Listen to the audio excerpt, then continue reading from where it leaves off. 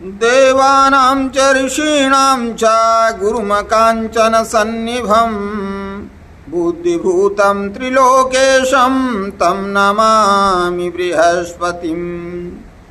प्रिय मित्रों, सादर नमस्कार। आज हम मीन राशि, जो कि 12 नंबर की राशि है, मुक्ति देने वाली राशि है, इसके स्वामी गुरुदेव बृहस्पति हैं। तो मीन राशि में सूर्य और शनि का समसप्तक दृष्टि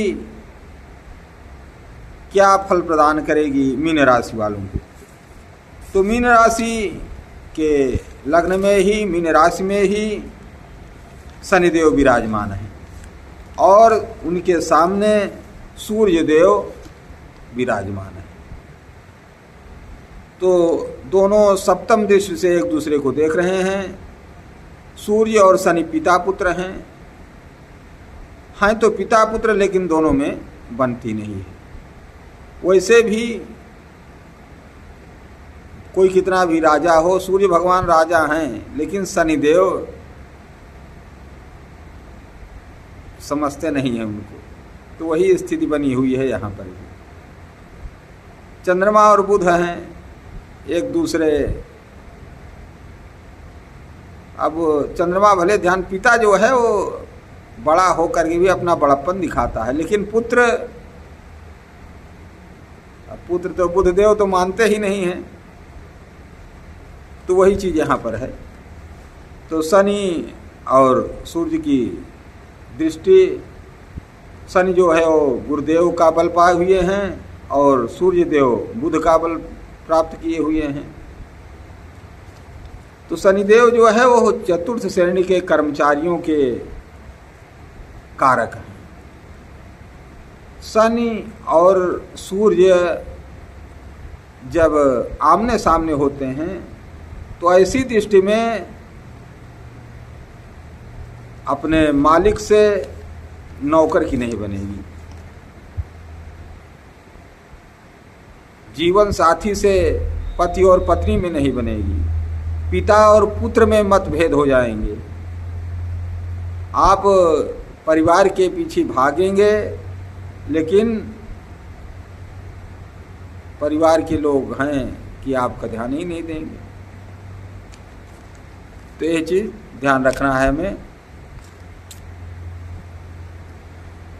तो सूर्य बुध का बल लेकर और शनि गुरु का बल लेकर बैठे हुए हैं। तो कभी कभी छोटी छोटी बातें बड़ा आकार ले लेती हैं। तो अगर आग शुरू में पकड़ रही हो और उसको आप मसल दीजिए तो शांत हो जाएगी, लेकिन अगर आग बढ़ जाए तो लंका भी जला सकती है।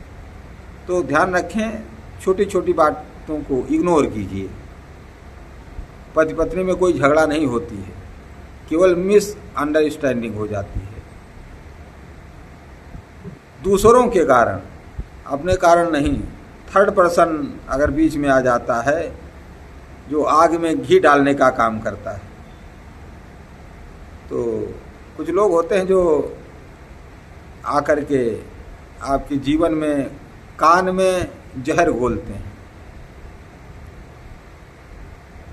तो जहर खा लीजिए तो पच जाएगा, लेकिन अगर किसी ने समझदारी में जहर डाल दिया तब दिक्कत हो जाती। कैकेयी माता जो है राम जी को भरत से भी ज़्यादा चाहती थी, लेकिन मंथरा आकर के जीवन में कान में थोड़ा सा बोल दिया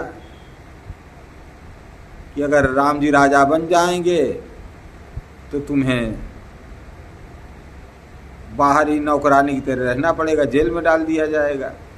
बस यही सब बातें हैं। तो ऐसे लोगों से सावधान रहें। शुक्र और केतु छठे भाव में विराजमान हैं, तो जीवन साथी के प्रति संदेह उत्पन्न हो जाता है। संतान सामने आकर खड़ी हो जाएगी। तो संतान से समझदारी से बात करें, कम बात करें, ज़्यादा बात नहीं करना है। थोड़ा दूरी बना करके रखें, थोड़ा गरिमा अपनी बना कर रखें। हाँ, थोड़ा सा जो घटिया लोग हैं उनसे झगड़ा ना करें, क्योंकि जो प्रतिष्ठित लोग होते हैं उनका अपमान अगर हो जाए तो वो मृत्यु तुल्य होता है। और जो नक्कटे है तो नक्कटा का नाक कटे हड़ाई बीतता रोज बढ़े, उसकी कौन सी इज्जत है। तो ऐसे लोगों से दूर रहना चाहिए। सूर्य भगवान को अर्घ्य दीजिए, आप प्राणायाम कीजिए, अपने इष्ट की पूजा कीजिए, और सब राधे राधे होगा आपका। गुरु ही हैं। किस भाव में बैठे हैं? 4th भाव में बैठे हुए हैं, मिथुन राशि में, और कर्म भाव को देख रहे हैं अपनी 7th दृष्टि से। तो आप जो भी काम करेंगे उसमें आपको सफलता मिलेगी, सम्मान मिलेगा। 10th दृष्टि या 9th दृष्टि है, राहु के साथ उनकी दृष्टि बन रही है, तो चांडाल दोष भी बना रहे हैं। राहु और गुरु की फिर दृष्टि पड़ रही है, तो थोड़ा सा राहु बीच बीच में आपके सुख में व्यवधान डालता रहता है। तो कहा जाए तो मंगल अष्टम में हैं और 2nd और 9th भाव के लॉर्ड हैं। जब ये भाग्य भाव में जाएंगे तो बेहतर होगा। परिवार में मतभेद होगा, लेकिन मतभेद होता रहता है, उसे निभाना चाहिए आपको। पत्नी और अपने स्वास्थ्य का ध्यान रखना चाहिए। संतान को शारीरिक कष्ट भी दिख रहा है। शनिदेव आयस और व्ययस दोनों हैं, तो आपको श्रम के द्वारा धन की प्राप्ति होगी। हाँ, चैनल को सब्सक्राइब नहीं किए हैं तो प्लीज़ सब्सक्राइब कर लीजिए।